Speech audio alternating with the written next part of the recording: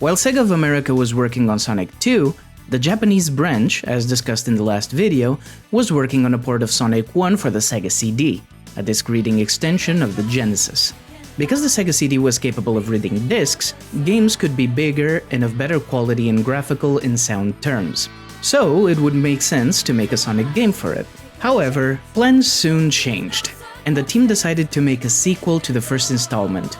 Sonic CD was then born, sporting bigger levels as well as improved sound and graphics. Many of Sonic 2's scrapped ideas made it into this game, with time travel being the biggest one. But did Sonic CD live up to its expectations? Is it better than Sonic 2? Let's find out!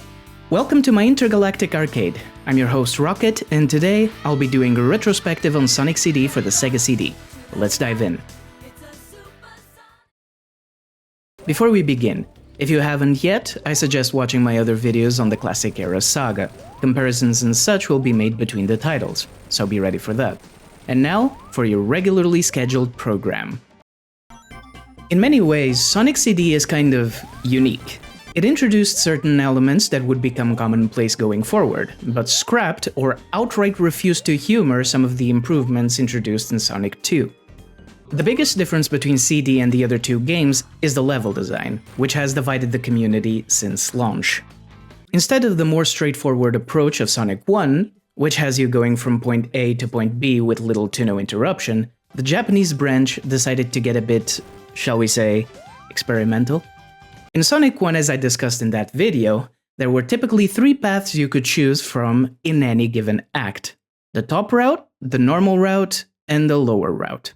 The former being difficult to get to but rewarding, and the latter being easy to fall into and punishes you with a multitude of hazards, making the normal path the most standard way to reach the goal. Sonic CD, on the other hand, chose to focus on the exploration aspect, creating more complex maps that would reward you for exploring. One could even say it's Metroid-esque, but why would that be a problem? Well, you see, in this game we have collectibles much like in the other two entries.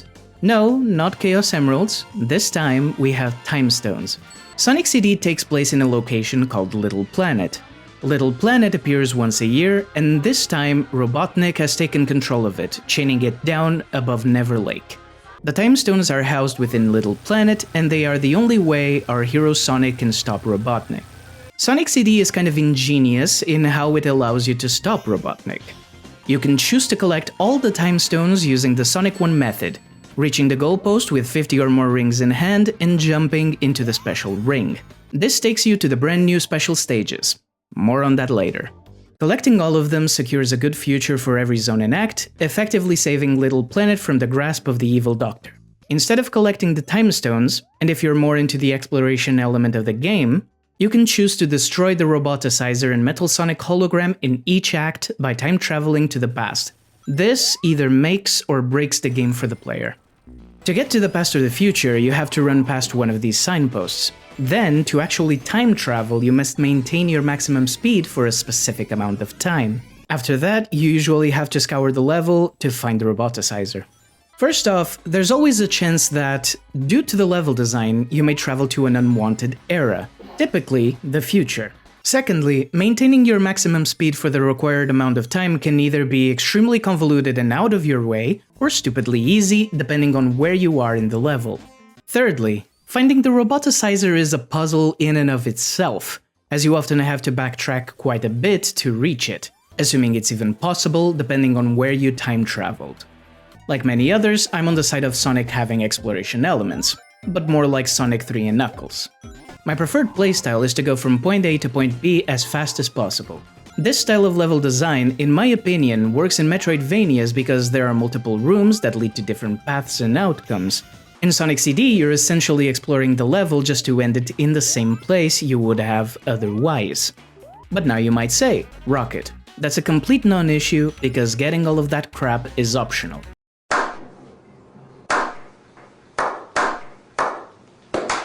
I have to give credit to the game though, for allowing you to choose what you want to do without penalizing you. Hate it or love it, you can either just run through the stages and collect the time stones, or go for the good futures. To me, having to do the latter for every single act sounds more like a chore than fun, but that's just me. When I play a Sonic game, I want high-speed action, not convoluted mechanics. When it comes to this, I prefer CD over 2.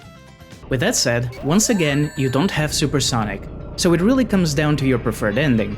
Which ending is canonical is still up in the air to this day. A few future games make reference to the bad future of Stardust Speedway, so I guess you can skip the stones? The levels themselves range from pretty cool to honestly kind of bland.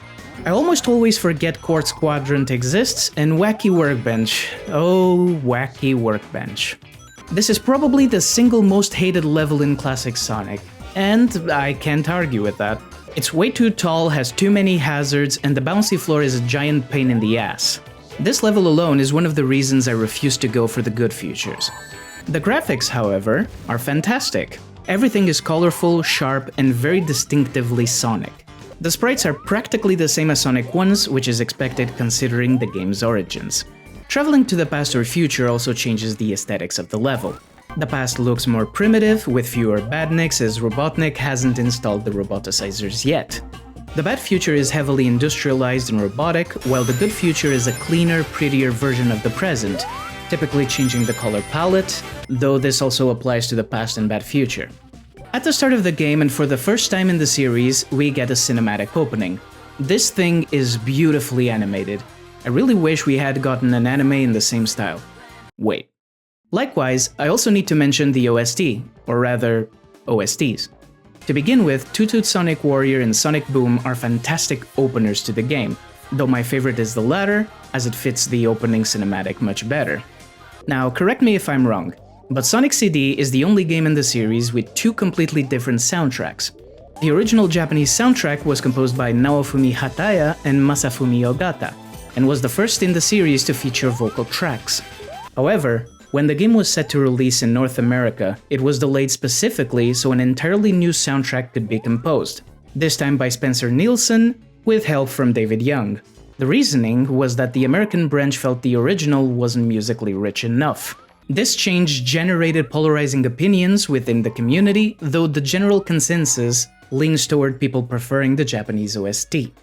Thankfully, in the most recent releases of the game, you're able to choose which soundtrack you want from the main menu. Personally, I prefer the Japanese OST. It sounds more energetic, has more personality, and just feels more like Sonic. The American version does have some nice tracks too, but what the hell was that boss theme? This is a Sonic game, not Doom. What a way to scar kids. As tradition dictates, this game introduces two new characters who would go on to become part of the long-running cast. First, we have Amy Rose, known back then as Rosie the Rascal. While she's chasing Sonic around, love, what else can I say, she's kidnapped by the other new character, Metal Sonic. She's rescued by Sonic at the very end of Stardust Speedway, and then she's never seen again for the rest of the game. Metal Sonic, on the other hand, is pretty freaking cool. As Robotnik's most successful recreation of Sonic, he quickly becomes his rival. This and Amy's kidnapping results in probably my favorite part of the game. You have to race Metal Sonic to reach Amy first, all while he constantly attacks you and Robotnik is hot on your tail with a rainbow laser of death. It's a challenging race, and it's exactly the kind of boss fight I want from Sonic. Last but not least, let's talk about the gameplay. Aside from what I've already mentioned, there isn't much more to add. Sonic controls almost exactly as he did in the first game, but with two new additions, the Spin Dash and the Super Peel Out. The Spin Dash in this game is almost nothing like the one in Sonic 2. The animation is pretty poor and you have to charge it before releasing it. Why not just use the same code as Sonic 2? Both branches are still part of the same company. At this point, I'm convinced the Japanese branch was just being petty. On the other hand, the Super Peel Out works exactly like the Spin Dash in Sonic 2. The only difference is that instead of curling into a ball, Sonic revs up on his feet and launches forward at full speed. It's great for speed and very useful in the race against Metal Sonic, but it also leaves you completely defenseless against enemies. Credit where credit is due, Sonic 2 opted to add one refined mechanic rather than two obviously unpolished ones. Nevertheless, the Steam, Mobile, and Origins ports allow you to choose which type of Spin Dash you want to use, effectively making the Super Peel Out useless. These ports also allow you to play as Tails. While I've never tried it myself, it's still a nice inclusion. The only thing left to do now is give the final verdict. Sonic CD is a pretty hard game for me to rank. While I dislike the heavy focus on exploration in a Metroid-like style, I do appreciate having the choice between engaging with it or opting for a more classic style of gameplay. I prefer the level design here over Sonic 2's, mostly due to the enemy placement not being as intrusive. The OSTs are also much better than Sonic 2's, and the graphics are an obvious step up from those in Sonic 1 and 2. However, the spin dash is stunted and the super peel-out has its own fair share of problems. And finally, the explorative aspect of the game is simply not for everyone. Seeing as I rewarded Sonic 2 with a B rank, and I've had a bit more fun with this game, I think it's only fair to place Sonic CD in the B rank above it. It's a decent game, but one that hasn't quite found its character yet.